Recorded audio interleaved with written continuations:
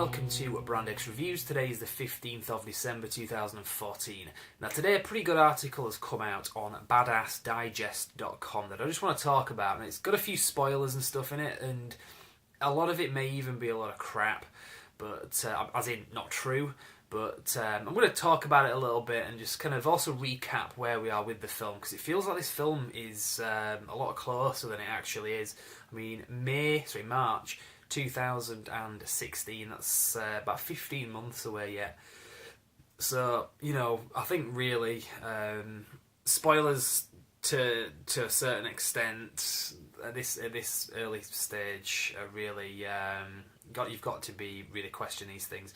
But anyway, point is, the website is talking about a few things which correlates with things that I've heard before in some cases. So what does it say anyway? Well, one of the things it starts off by talking about is that Batman v Superman opens with a lot of character stuff about Bruce Wayne, Batman. I've heard that before elsewhere, and I've heard not just that, but more specifically, the film starts, I don't know if it's the first scene, but it's a very early on scene at the beginning of the film where Bruce Wayne is basically in Metropolis whilst the battle between Superman and General Zod is going down.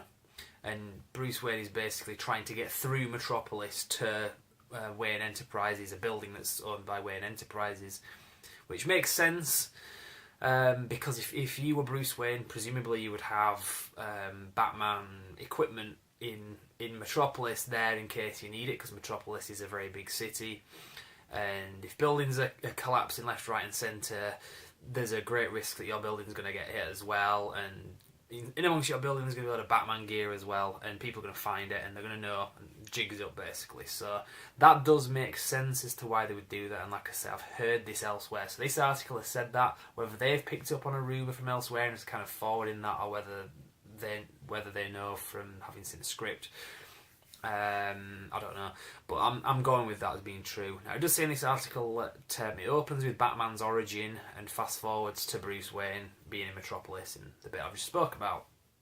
Now I do also know as well for fact that it is going to sort of deal with Batman's origin. There is a scene where it shows his parents getting murdered, which a lot of fans are going to yawn about because we've seen that before many times in films, and even the Gotham TV series, I think. I haven't watched it, but I'm pretty sure it has that scene in it. But it depends how it's done. It could just be it could be done in flashes, you know what I mean? It might be a whole 2 or 3 minute scene where you get to see it happen again, like we did in Batman Begins, or it could just be flashes like that. So, you know, don't rule that out as being good or bad. But I do know that for a fact because I know they filmed these things. I've seen the set photographs. It shows the cinema in the background with is it the Mask of Zorro or the Mark of Zorro, the film that was on at the theatre when Bruce Wayne's parents got killed. So it goes through that, but after it's kind of established the Bruce Wayne Batman character at the beginning of the film, according to this article, the script turns its attention to Superman heavily, and it examines the implications of Superman in the real world. The main action takes place a couple of years after the end of Man of Steel, and Superman has been busy in the meantime, becoming the hero we all know and love. That's reading from the article. It just kind of going to say that Lois and Clark Kent have moved in together, so they're together according to this.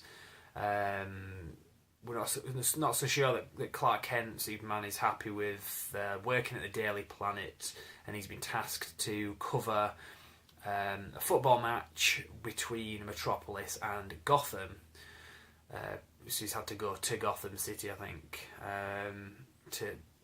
to cover that, which makes sense as well, because I think that was one of the first scenes that got filmed for this was a football game. I say one of the first scenes to be filmed, it was one of the first scenes that I'd heard of being filmed, so I mean, if I'm wrong, if it wasn't the first thing to be filmed, that's just what I remember being the first thing that I heard. So again, that all tallies, and it would make sense as well. It would be a good way of linking the Batman, the Superman, Metropolis, Gotham City together. Give it kind of a pretext for that. I've also heard as well, this kind of makes sense, that Bruce Wayne is doing deals with LexCorp to do a bit of the rebuilding of Metropolis after the damage was done. Again, I don't know how true that is. But there's a lot of stuff I know from people that have worked on set. there was a lot of extras wearing T-shirts that say something like "I survived Metropolis" or "I survived Superman," something like that. I can't remember. It's on the T-shirt anyway. So there's a big backlash. About 50% of the people are against Superman. They think he caused the damage, and the other 50% are kind of grateful. Again, I don't know quite how it's going to play out in the film, but that's, again, there's evidence for that. It doesn't say that in this article, but that's just kind of going a bit further with that. There's a lot of continuity, direct continuity. This is pretty much a Man of Steel sequel, heavily based on the end of the last film where General Zod got killed. Again, that's no secret. A lot of people know about that. There's a lot of evidence for that as well. So this article's kind of speaking to that. So when Superman confronts a big bad guy and unravels his plot, he tells the villain, "I won't snap your neck, I'm going to take you to prison."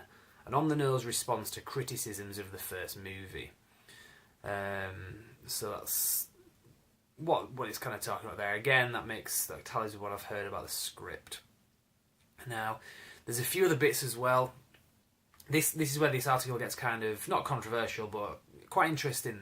They're basically saying that Doomsday is in this. Doomsday is the character that killed Superman in, I think it was 92 or 93 from memory, in the Death of Superman story arc that went on for quite a while. So we'll see. We'll see how true that is. I'm very interested in that. I've heard that elsewhere anyway, but again, this could be a lot of bollocks. It could be disinformation. I mean, this website it's got a lot of advertisements and stuff on it, and you tend to find websites that have loads of advertisements do put a lot of rubbish out there for the sake of getting lots of traffic. So say Doomsday's in the film and you will get people swarming to your website and cha-ching, there you go.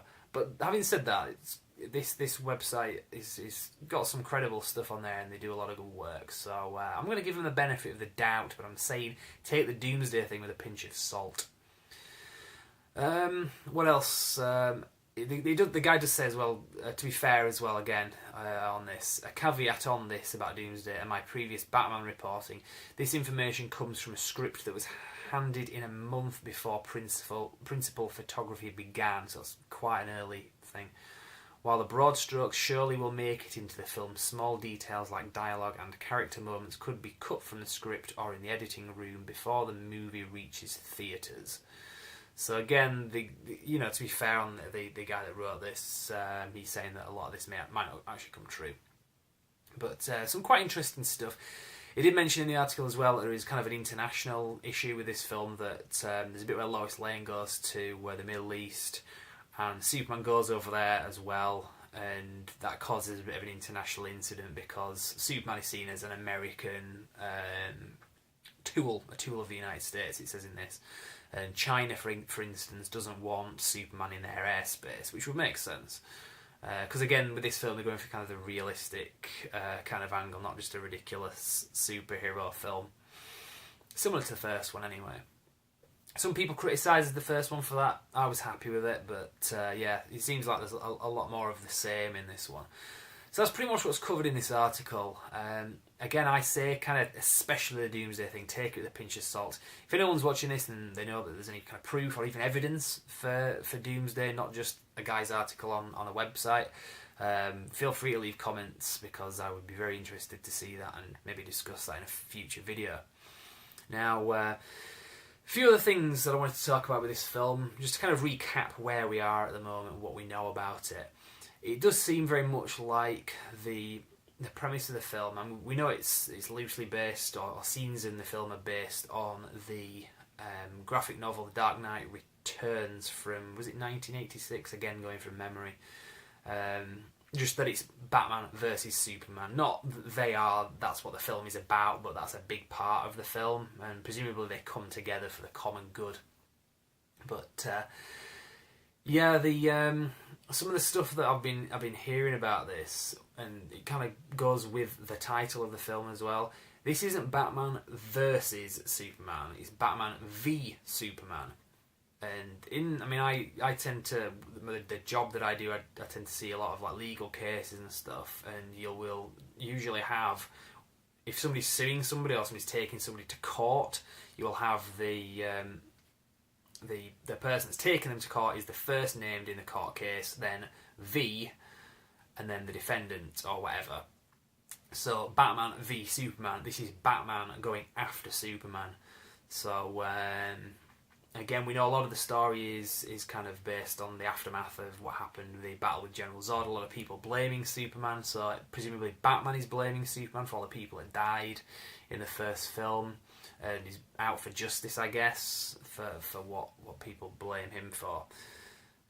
So we'll see about that, because that's very interesting.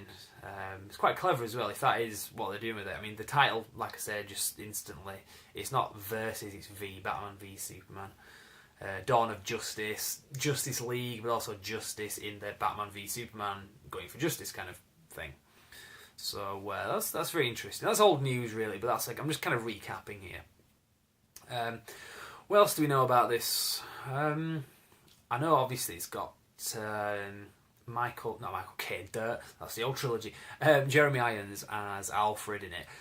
But there's no Commissioner Gordon as far as I know, and I'd heard a rumour that Commissioner Gordon is actually dead at this point, so I don't know quite how true that is, but that was a rumour that I'd heard. But again, take that with a pinch of salt.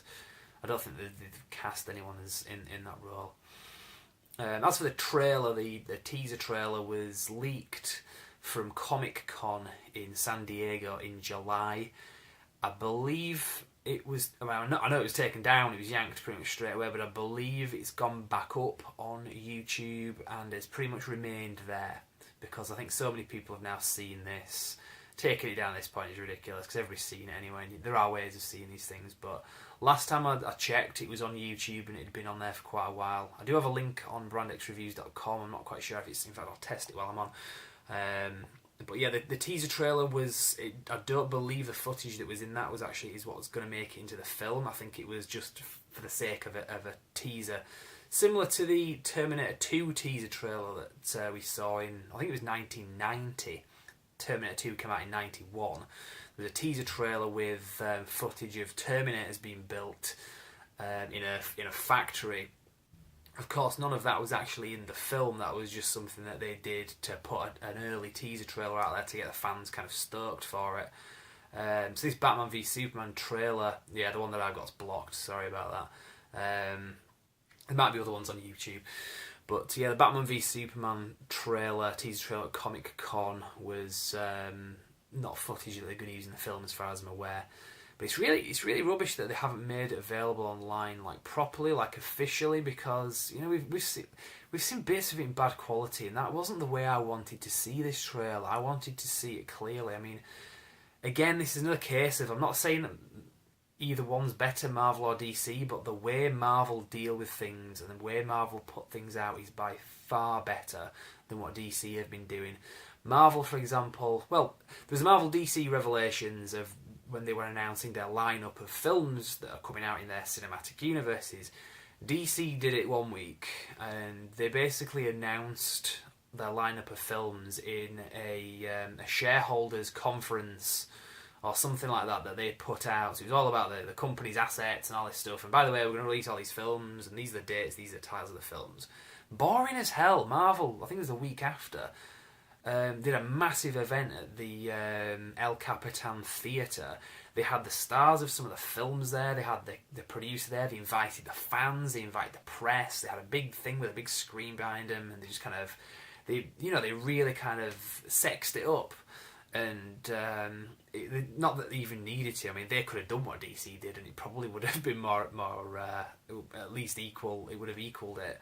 But at least Marvel knew what they were doing. You know, they knew how to do this. And when the Avengers: Age of Ultron trailer got leaked online, they didn't try to delete it all. They owned it, and they then just said, right, fair enough. We were gonna save this till next week, and we were gonna air it with Agents of S.H.I.E.L.D. because that TV show wasn't doing very well. But it leaked, so bollocks. We're just gonna launch it early, and we're gonna launch it in high def, because you haven't seen that yet. You've seen an early leaked quality one, and that's not the way we want fans to see this for the first time. DC didn't do that with this trailer. They showed it at Comic-Con, which is pretty cool that they did that for the people that were there. But they're in the minority. Most people saw this trailer online in terrible quality, and that isn't the way to do it, seriously. But so be it. Not much else to say anyway. I think I'll leave it there. So I've kind of talked a little bit about what I've heard, what I think of some of the things I've heard. Not necessarily true, like the Doomsday thing. I'm saying take that with a pinch of salt. And again, if there's anyone out there that knows anything further about that, if there's anyone that's got any real proof or even evidence, please feel free to share that, because I haven't seen a lot about that.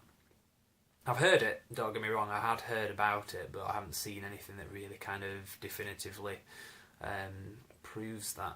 So anyway, we'll leave it there because I've kind of rambled on for 15 minutes now, and that's long enough. So check back anyway, brandxreviews.com. I will be covering this more as it kind of develops. We've got another 15 months to wait till this film comes out yet, so there's going to be a bit of a gap between that first film, Man of Steel, and the next film, which is this one. That's like a 3-year gap. Again, Marvel have been putting films out pretty much every year. I know there was a 2-year gap when they first started, but they did 2 films straight away. So again, Marvel just kind of dealing with things a little bit better than DC. But if Batman v Superman: Dawn of Justice is a great film, if it is a 10 out of 10 film, I think they will have caught up with Marvel very quickly in terms of people following them just because it's a DC film. Because the moment with Marvel can put out anything and most people will be like, oh, it's the next Marvel film, we've got to go see it. Whereas DC, people are a little bit more, it's like if they just released a Green Lantern film now, which they're not going to do for a long time yet, but if they do just a Green Lantern film, people are going to be like, well, so what? They haven't built up that level of confidence with not just the fans, but just cinema goers yet. But that could all change with Batman v Superman: Dawn of Justice. If that is an excellent film, they will have, I reckon, in one film they will have caught up to Marvel. But we'll see anyway. Right, I said I'm going to end it there, so I really am now. brandxreviews.com is the website, and check back with, we'll have plenty more updates on this as it develops, so I guess we will see you next time. Thank you very much for watching.